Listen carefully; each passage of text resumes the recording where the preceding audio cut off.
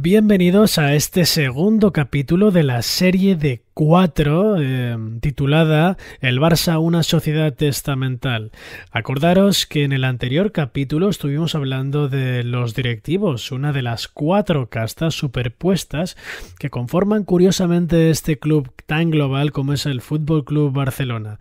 Las 4 castas son los directivos, els socis, los socios en este caso, los empleados y los jugadores. Y es que recordemos que para ser un club tan grande, estas castas son sorprendentemente autóctonas. De hecho, profundizar, recordar la historia y analizar cada uno de los estamentos del club nos ayuda a hacer una introspección importante para entender cuáles son las dinámicas que se mueven en el interior y en el entorno del Fútbol Club Barcelona. Así pues, os animo a seguir este segundo capítulo de la serie del Barça, una sociedad testamental, titulado Els socis.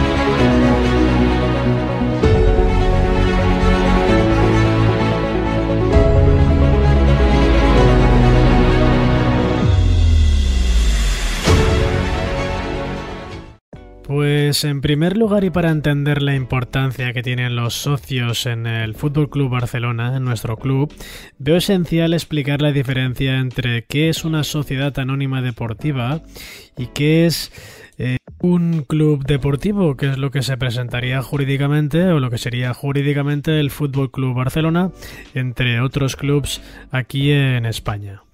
Para ello tenemos que hacer un poco de retrospectiva, tenemos que retroceder en el tiempo, irnos por allá en el año 1990 y es donde gobernaba el Partido Socialista Español encabezado por el presidente Felipe González, que había ya iniciado unas reformas a nivel social durante los años 80. Y justamente una de esas reformas que afectaba de lleno a nuestro club se adentraba dentro o estaba dentro de la Ley del Deporte de 1990. ¿Y qué es lo que pretendía esa ley? ¿Qué nos traía de novedoso en ese entonces?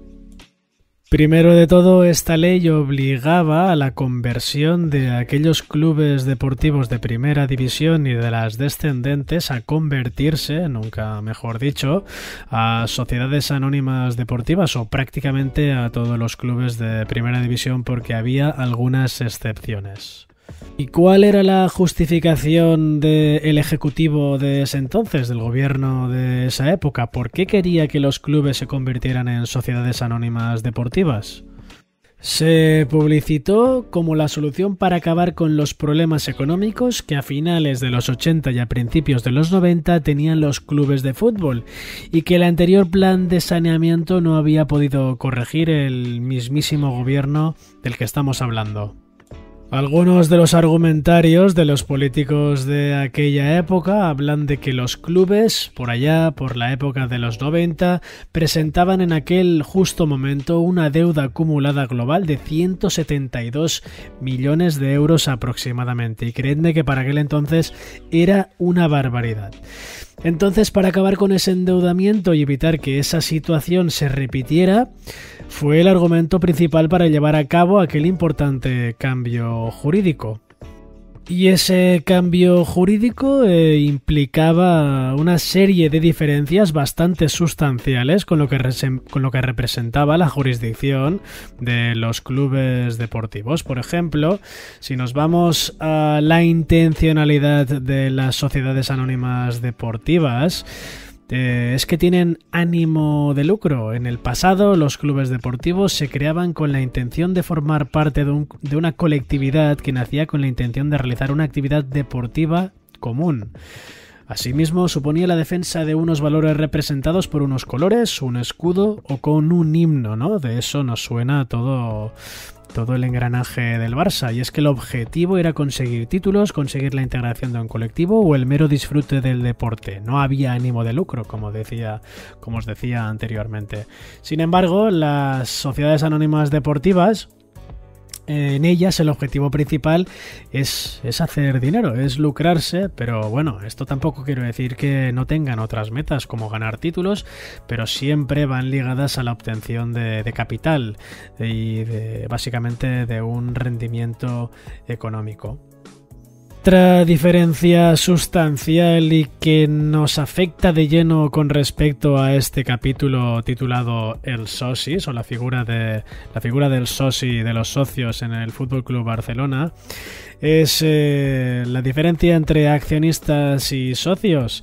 Y es que en las sociedades anónimas deportivas, quien manda al club son los accionistas. Un club deportivo está en manos de los socios que lo forman o que lo han creado, y sus objetivos, como bien podéis entender, no suelen tener que ver con ganar dinero, sino con cuestiones deportivas e incluso sociales. Si recordamos ejemplos de declaraciones de expresidentes, presidentes del Barça o futuros presidentes, yo me acuerdo especialmente de Gerard Piqué en una entrevista a Jordi Wild muy reciente, diciéndole que, bueno, que él sabe que si es presidente del Barça que no se va a lucrar, va a sufrir, va a tener un deterioro físico, psicológico y también económico. El que quiere ser presidente del Barça, si no hace algún teje-maneje para ganar dinero, que algún que otro lo ha hecho, pues, o supuestamente lo ha hecho, tampoco puedo aquí acusar a nadie, pero eso parece a nivel de comisiones, pues implica solamente un lucro deportivo o unos objetivos deportivos y no un lucro a nivel económico. En cambio, las sociedades anónimas deportivas están sustentadas por las aportaciones que realizan accionistas y inversores, y estos accionistas puede que ni siquiera estén interesados en la marcha del club a nivel deportivo. Lo único que realmente quieren es que la inversión realizada resulte rentable, y si no, buscarán otro club en el que invertir. Es decir, puede haber personas que no sienten los colores, que no le den importancia al rendimiento del club. Sí que es verdad que en una sociedad anónima puede haber socios, pero es que realmente, a diferencia de un club deportivo, como es nuestro caso, me repito, en la sociedad anónima no tienen ningún poder de decisión.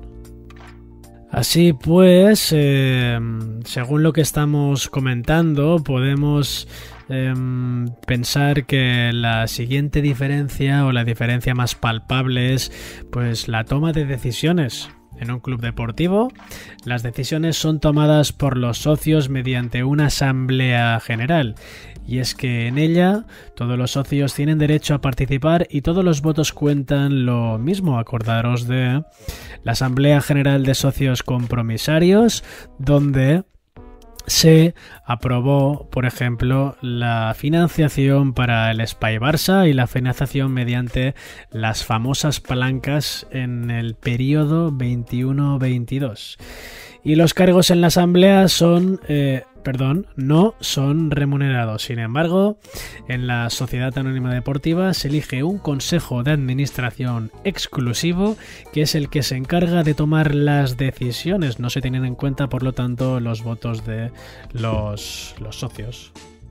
Si volvemos a rebobinar y nos ponemos otra vez en el contexto histórico de los años 90, acordaros todo el momento de las reformas socialistas por parte del gobierno de Felipe González. Tenemos la ley del deporte de 1990, y ahora que conocemos las diferencias entre los dos tipos de sociedades o de organizaciones jurídicas, pues podemos entender que esa ley del deporte lo que pretendía era convertir las sociedades anónimas o los clubes a sociedades anónimas deportivas para que tuvieran más fuentes de financiación y por lo tanto una mayor capacidad económica. Una de las opciones que daba para ello era su posible cotización en bolsa. Lo más interesante de todo esto es que la llegada de las sociedades anónimas al fútbol español se hizo con una peculiaridad. Hubo un total de 36 clubes a los que se le obligó a transformarse en SAD, en Sociedad Anónima Deportiva, pero en cambio se permitió que 4 de ellos, Real Madrid de Mendoza, el Fútbol Club Barcelona de Josep Lluís Núñez, de uno de los presidentes de los que hablamos en el anterior programa, así como otros clubes importantes de primera división, otros 2 clubes importantes como el Athletic y el Osasuna, siguieran siendo clubes deportivos con la justificación de que tenían patrimonio neto positivo en las 5 últimas temporadas. A esto sí que sucumbió el ejecutivo socialista de aquel entonces. En definitiva, un tema muy interesante del que podemos profundizar próximamente en próximos series o capítulos, porque de hecho está en entredicho el modelo de club. Muchos dicen, yo la verdad que aún no soy partidario de que para poder competir contra los clubes estado, como es el caso del Paris Saint-Germain o como el Manchester City, el club necesita mucha mejor financiación y que lo conseguiríamos mediante la conversión en sociedad anónima deportiva. Yo no lo tengo tan claro, pero bueno, vamos otra vez en el tema que nos corresponde y nos metemos ahora sí de lleno, después de vislumbrar las diferencias, pues nos metemos de lleno en el socis del Barça. El socis son la casta más numerosa del Barça, con sus 50.000 socios aproximadamente desde 2015. Y nuevamente y curiosamente la mitad de ellos poseen un abono de temporada, y en los días en los que los derechos de televisión todavía no existían eran estos abonos los que convirtieron al Barça en uno de los clubes más ricos de Europa. Más del 60% de los ingresos del club a finales de los 70 procedían de abonos de temporada. Paradójicamente y actualmente esta proporción queda por debajo del 5%. Y a los socios, o al socis, les da igual, siguen considerándose los dueños del club. Y es que es cierto que la masa social no socios de barcelonistas puede ejercer una gran presión, o el entorno en general puede ofrecer una gran presión sobre la directiva para que tome determinadas decisiones. Al final acaban siendo los socios los que eligen a los directivos, aunque su elección queda restringida a miembros rivales de la clase alta de la ciudad. Igual que como hablamos respecto a los directivos, els socis son en su inmensa mayoría barceloneses, conservadores y catalanes.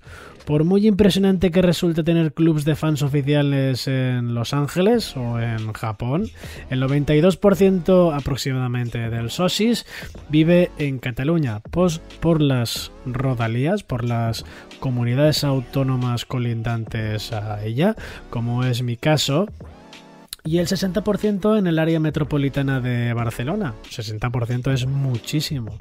El 10% son del Escorch, el barrio de clase media que rodea al Camp Nou. Y los mismos presidentes, y bueno, esto es una retroalimentación, ¿no? Porque son los mismos socios que acaban votando a las mismas familias para que sean elegidos presidentes y ejecutivos de gobierno de la Junta Directiva del Fútbol Club Barcelona. Y esto no es que sean dos órganos o dos entidades separadas, ¿no? Muchos de los socios acaban siendo directivos del club, pero muchos de los socios burgueses de familias catalanas conservadoras acaban siendo directivos del club. Acordaos de esa endogamia que hay dentro de la directiva, pues de ello se ve reflejado el segundo estamento, que es el caso del que estamos hablando ahora, que es de los socios. De hecho, durante el mandato de Rosell, por allá por el 2012, él mismo detuvo una ofensiva internacional del club para llegar al 1.000.000 de socios. Temía que algún día una mayoría de socios chinos pudiera elegir a un presidente que viviera en Pekín. Y esto, para el carácter catalanista del Barça y del sentimiento arraigado en Barcelona, pues era un problema, y no seamos cínicos. También para el poder que quieren ejercer las familias burguesas en el club. Además, los inmigrantes del resto de España, de América Latina, del norte de África o o de Pakistán, raramente se hacen socios, aunque vivan en Barcelona desde hace décadas. Curiosamente, en esta nueva ciudad global, en la que el 26% de sus habitantes actuales han nacido en el extranjero, el Barça sigue perteneciendo a los nativos, a los catalanes nativos. Y es que, ¿para qué engañarnos? Ser socio es un asunto familiar, y yo os lo digo de primera mano. Mi abuelo me hizo socio del FC Barcelona. Algún que otro presidente siempre comenta que es un error pensar que al presidente lo eligen 150.000 socios. No. Votan 20.000 familias. Una familia generalmente apoyará a un mismo candidato tras haber discutido el asunto durante las tradicionales comidas catalanas multigeneracionales de los domingos. Realmente es así. Yo constantemente veo bandos dentro de los socios y votaciones sesgadas a nivel familiar. Esto yo lo veo muchísimo. Si vamos un poco más allá, esto es uno de los problemas que trae los ismos, los rosellistas, los nuñistas, los laportistas. Unas familias están más ligadas a un determinado presidente y otras a otro, y esto crea grandes divisiones dentro del barcelonismo, dentro del estamento de los socios, y pasa después a las directivas, y después nos encontramos con presidentes como Josep María Bartomeu, que hacen campañas en contra de mitos del barcelonismo solamente porque defienden o están ligados a otro presidente o a otros candidatos. Otro dato curioso es que el número de cada socio se va reduciendo año tras año con la antigüedad, y el socio más veterano o su heredero tiene el número 1. Cuanto más bajo sea tu número, pues más alto será tu estatus. También tenemos a los representantes del socis, que tienen un sitio en la asamblea de socios compromisarios. Estos son, como ya he dicho anteriormente, los socios compromisarios. De modo que su voluntad limita a los directivos, además de que nosotros elegimos a los presidentes del FC Barcelona, los presidentes y a las directivas. Pero concretamente en la asamblea suele ser escéptica con nuevas y emocionantes formas de negocio. No ha sido hasta la llegada de Laporta cuando los socios estamos de acuerdo, por lo menos los socios compromisarios. Una gran mayoría de nosotros estamos de acuerdo en que la Superliga puede ser un buen modelo de negocio para confrontar a los clubes Estado. Y es que la mayoría de socios, a mí me cuesta entenderlo, ¿eh? No tenemos que hacer una reflexión, porque al final solo nos interesa que juegue bien el Barça y tener los abonos más baratos de toda la temporada, pero al mismo tiempo estar exigiendo constantemente un grandísimo fútbol del equipo. En realidad, muy pocos socios son seguidores acérrimos que necesiten ver cada segundo de cada jugada. Algunos aparecen en el campo 20 minutos después del comienzo del partido, y solo para dejarse ver y asegurarse de que el equipo sigue jugando al fútbol que tiene que jugar, verlo en silencio y marcharse pronto. Acordados del episodio que vivimos la temporada pasada contra el Eintracht de Frankfurt, donde aproximadamente, no quiero equivocarme, pero creo que aproximadamente unos 40.000 socios revendieron sus entradas a los aficionados del Eintracht de Frankfurt y bueno, pudimos ver una imagen vergonzosa en el Camp Nou con los aficionados del Eintracht de Frankfurt celebrando la victoria de su equipo y eliminando al Barça de la Europa League. Hay unos 2.000 aproximadamente que de hecho casi nunca van a los partidos y solo están en partidos contados como contra el Real Madrid en el Clásico. Ahí están nerviosos y armando escándalo como los más forofos del Fútbol Club Barcelona de cualquier lugar del mundo. Aún así, soci, culé, en español es lo de ser aficionado del Barça, viene efectivamente a ver el Barça de culo, ¿no? Siempre se considera que el aficionado barcelonista va solo en los momentos clave, va a ver el cine, ¿no? Va a ver el cine, si le gusta la película, se queda, si no se va enseguida y le cuesta mucho apoyar al equipo y esto era lo que pasaba hasta hace prácticamente nada. Es cierto que actualmente con la apertura de la grada de animación todo ello está cambiando, con las redes sociales también, pero es que todo esto nos enseña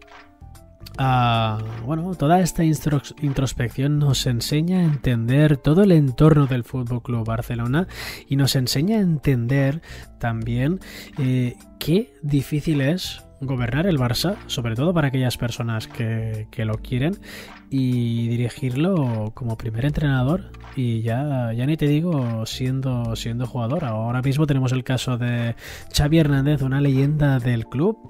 Podemos discutir si lo está haciendo mejor, lo está haciendo peor, pero sí que hay dados objetivos, que tiene una liga, que tiene una Supercopa, que ha venido al club poniendo dinero de su bolsillo y nos dejamos llevar primeramente por lo que dice la caverna, la central lechera, como decía Pep Guardiola por allá en aquella rueda de prensa en la que se comió a Mourinho antes de las semifinales de la Champions.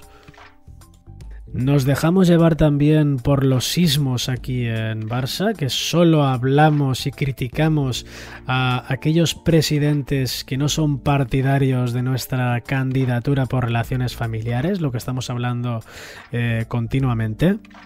Y ya por último, la mala costumbre o lo mal acostumbrados que estábamos a ganar títulos, a ganar tripletes, a ganar Champions y a ver un fútbol espectacular, y no se valora lo que se está consiguiendo poco a poco, porque es que no nos acordamos de dónde venimos y qué es lo que somos, y eso es esencial para poder vislumbrar un futuro próspero en el club.